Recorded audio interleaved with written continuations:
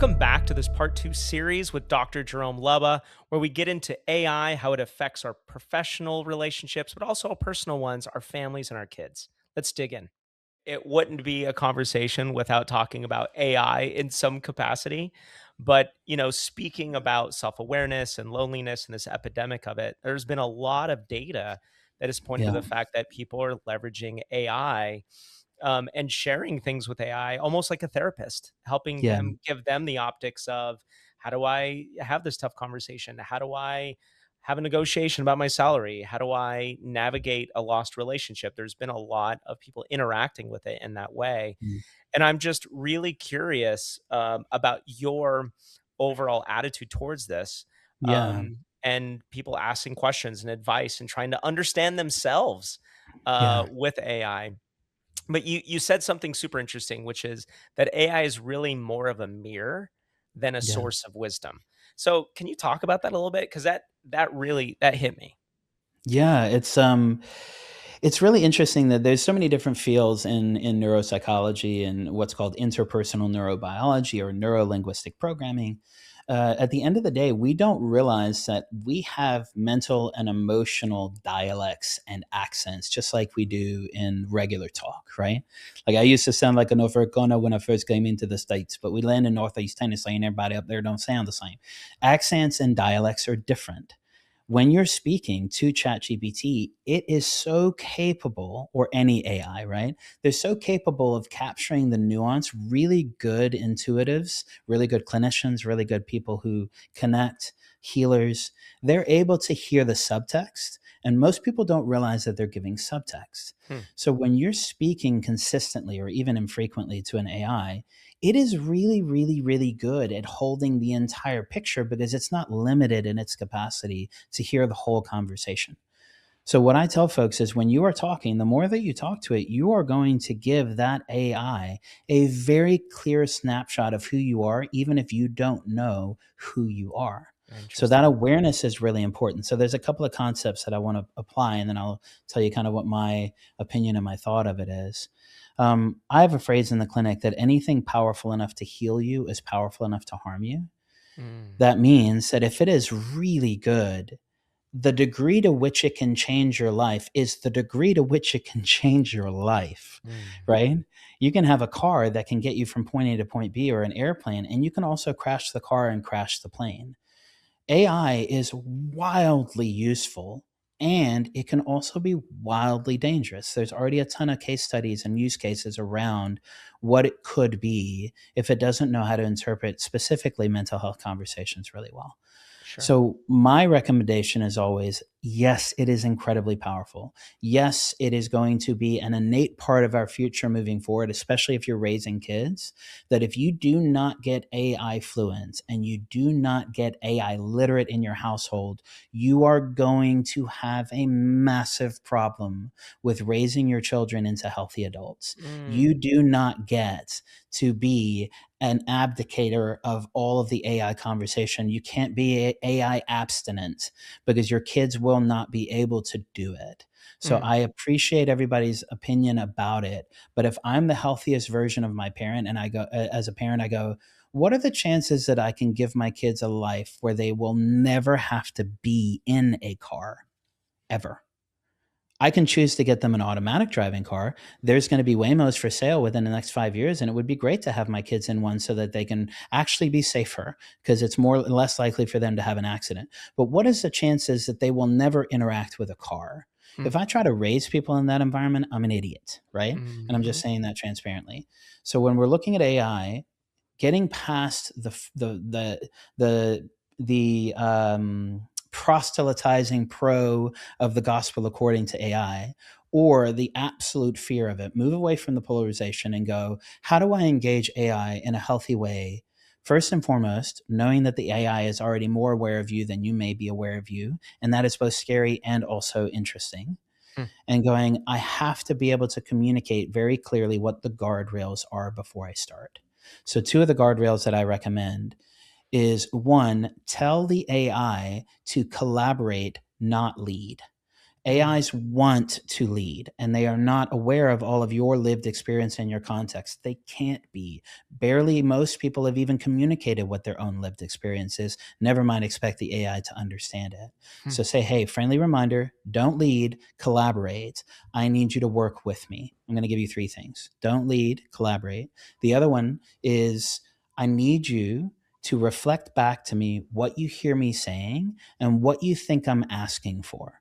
Interesting. Reflect back to me what you hear me saying and what you think I'm asking for. So before you go into solutions or before you go down the rabbit trail of wholesale inappropriate recommendations, get the thing to mirror back to you what you didn't even realize you were offering, so that it can hold a mirror up to you before it holds a solution up to you.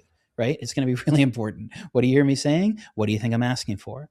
And then the last one that I would say is in the spaces of a little bit more guardrail is being able to communicate. Man, I just lost the third one there as I was talking, so I'll pause there for a second and see if it comes back.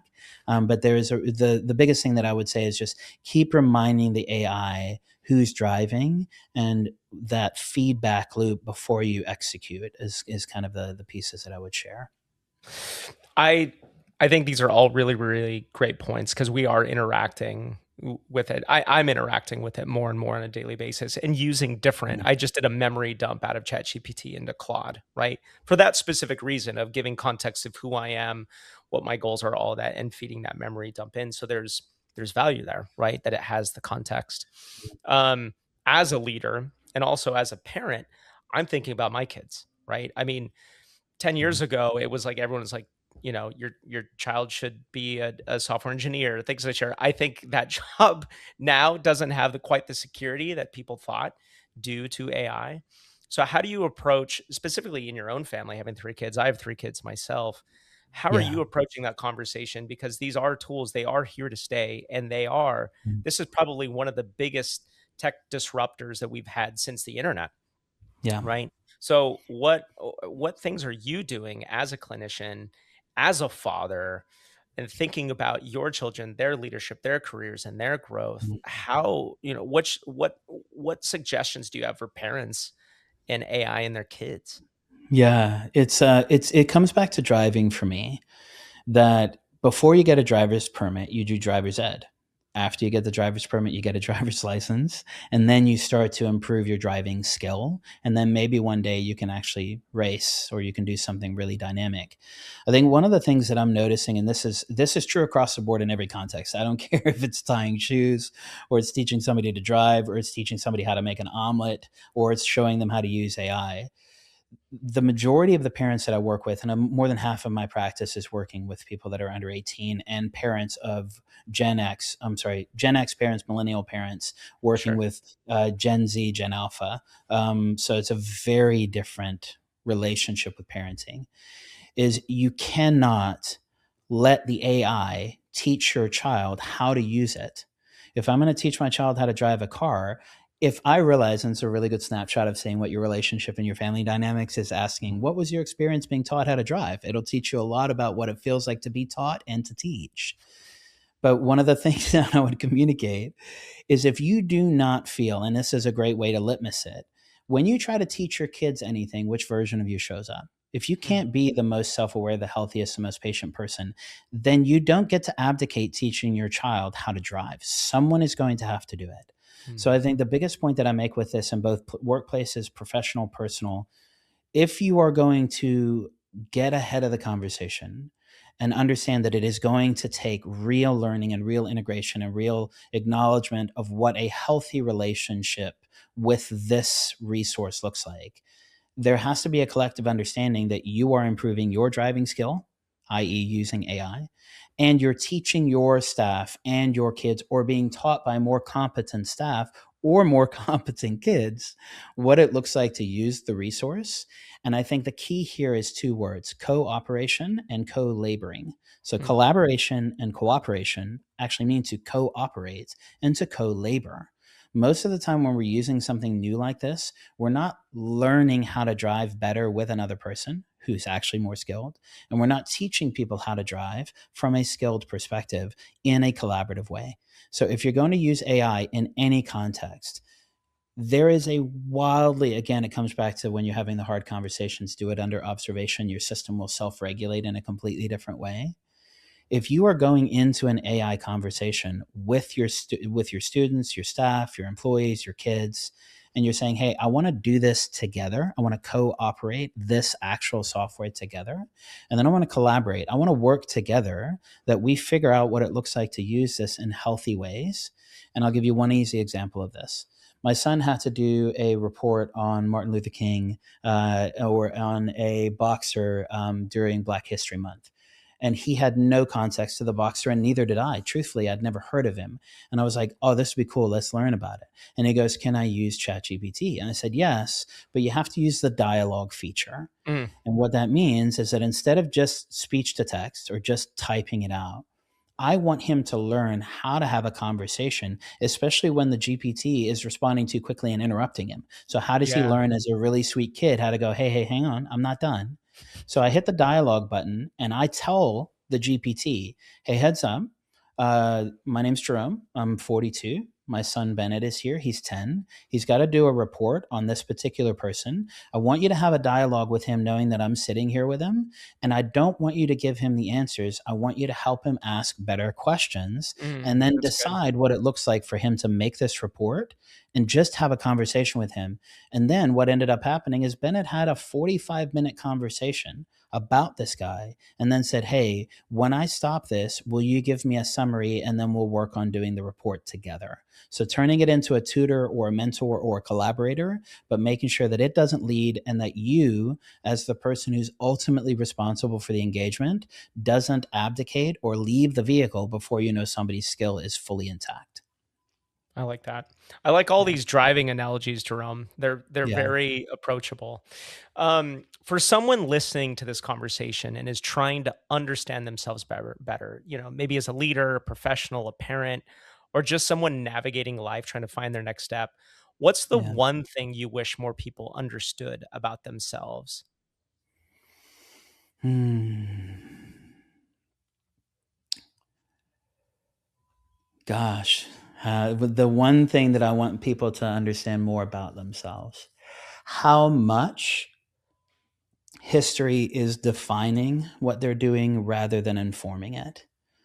I think Hmm. most people aren't aware how much an old protocol or an old pattern that may have been built 30 years in the past is heavily influencing what they're doing because they haven't discovered or excavated some of those pieces. So I think more than anything, if I had one thing that I would tell everybody, you are alive and you are functioning in the way that you are functioning because every decision up to this point has kept you alive. There's survival strategies. And then you strive and then you drive and then you thrive. But the reality is, the majority of what we are doing is being done off of whatever was the most efficient survival strategy in our lives. So being able to assess when I show up, do I know why I show up that way? So increased self-awareness for me is still the single greatest asset that we have as human beings. And if we increase our self-awareness with just one domino that knocks everything else down, knowing that it is normal and it is healthy and it is understandable and it is appropriate to have old patterns and old strategies running all of the things that we're doing on a daily basis, that does not mean that it is sustainable. It Hmm. is understandable. It may be appropriate. If I want to have a different outcome, I have to have a different conversation. So, learning what is sustaining me and what old patterns have been sustained, and then asking, is the way that I'm showing up, is the way that I'm engaging with the world and myself what I want to sustain, is it sustainable? And then realizing that those are things, especially through neuroplasticity and dynamic brain kind of process, we can absolutely change not only the way that our body is actually hardwired, but the way that our body reacts to all of those things. And you get a new software update and you change the way that you show up, but you can't do that if you aren't aware that you're running very efficient, very understandable old protocols and patterns that may not be serving you anymore. And it's a good thing to consider. Sure, sure. Yeah. I think being a part of different teams or just growing up, one of the main things that leaders would do is give you a personality test, right? And Mhm. Jerome, I've done them all, right? Like Yeah. I'm a golden retriever, whatever. It's like, Yeah. what? I don't, or I'm an INFJ, you sunk my battleship. That's I don't it. know what the hell's going on. But the You are one best on a spaceship, but only circling Yes, yes, Jupiter. exactly. But the one Yeah. that I found really spoke to me and gave me additional insights into myself and how to Yeah. navigate relationships. It's helped me in my marriage, it's helped me across the board, was the Enneagram, right? And I know you wrote a book about the Enneagram. Can you just talk about that a little bit, about what the premise of that book is? Yeah. And why this Enneagram is so important to people? Because I have had personal sit downs with you where I walk away just like completely refreshed. So can you talk Yeah. about it a little bit? Yeah, I'd be happy to. It comes back to a lifetime of experiences engaging spaces where I couldn't really get answers to the questions that I had, whether it was clinical, it was spiritual, it was professional, it was parental, whatever the case may be. So when I first encountered the Enneagram, I was one being heavily proselytized by a friend of ours that is only a few miles away from you in Spain. It's not Justin, but he lives real close. Yep. My buddy Sean was just like, bro, I think this is you. I think this is for you. I really do. And I was like, bro, I've done the Amway thing. I did the Mhm. multi level Mhm. marketing, but he encouraged me, hey man, I think there's something in this for you. And when I engaged it and I connected to it for the first time, I was in the middle of all of my work as a functional neurologist. My expertise is in doing traditional neurology, but then actually being the person who does the therapy and the hands-on work, not just the diagnosis. Sure. So as a functional neurologist, we learned really quickly that the whole brain is always active, always present, and always involved. It isn't left brain versus right brain or introvert versus extrovert. The idea of binaries don't work in the brain. It's a whole network. It's called a default mode network or a connectome. So everything's involved. Mm. So when I looked at the Enneagram, I was like, man, this looks a lot like basic brain function. And I had this, Neo moment where he's like, I know Kung Fu. And this thing happened where I felt like the Matrix, where I got a download and I was like, I think this whole thing is brain function. And over the last 18 years, that was 2008, Wow. the work has been to help people understand that a whole identity is understanding that you have every aspect of every personality test in you. You just have different fluencies and different practices. So, for instance, for me, the Enneagram has 9 numbers, and those 9 numbers give you different ways of communicating. They tend to be job descriptions. I don't use them as job descriptions, I use them as fluencies. That I speak the language of peace and taking care of people and stability and thinking ahead. I'm highest in a 9, a 6, and a 2. And for 15 years, it's been a 2. But working that 2 down to a co pilot space has been one of the healthiest things that I've done to take care of myself better and Mm. to get rested and to be prioritizing peace over caring for others. So the 9 goes up and the 2 goes down. But the long story short, because we could speak for years on the Enneagram, Mhm. That's a whole other is the whole thing is what Yes. I tell people is in every personality test and every clinical encounter and every spiritual dynamic or every relationship that we've had, it is very, very hard to find a way to bring your whole self or to have your whole self seen, heard, known, belong, and accepted. It's Sure. very hard to be all of you, right? Personality tests, persona is a mask. In Latin, it literally means a mask. So I created a space where instead of doing a personality type test or a personality typing assessment, I do what's called a whole identity profile. And the brain based Enneagram is saying that you have a whole identity that has all of these parts in you. And that if you find out that you have a pilot, co pilot, flight attendant, and passengers, everybody's on board and everybody's got baggage, then you can start to learn, oh, I Mm. have to talk to my CEO and my C suite completely different than the economy class passenger who is terrified to be involved. So when you look at a whole identity profile through the brain-based Enneagram, there are strategies for taking tests like the Ready and the IVQ on the Enneagram Institute and recognizing that all of the results that you get for all 9 types and all 3 instincts are naturally a part of who you are. They're just working at different volumes and different speeds. And knowing that, you start to be able to engage a little bit more accurately. No different than when you do a blood panel and you go, oh, look at the level of my A1C. Mhm. That's probably not healthy. Or Right. my cholesterol. And there's different types. Now you have some degree of diagnostic that lets you go, how do I want to engage these parts of me in different ways so that I can become more integrated and more whole? I love that. I this conversation has been fascinating, and I always walk away from our conversations, Jerome, feeling like I understand a little bit better about myself. Yeah. And so I just want to encourage the audience, if you're interested in Dr. Jerome's work, check out his website at www.drjerome.com. We'll also put links to both his book, his website, and any other information he has in our pieces. But Jerome, thanks for being here, sharing your Thank you for having story, me. doing the work, being the patient, becoming the doctor. Yeah. I really appreciate you being here. And I feel like for those listening, if you're open and you have a growth mindset, this will only help you become a better version of yourself. So thanks for being here and thanks for giving us your wisdom, sir. Thank you so much for the opportunity. It's been a gift.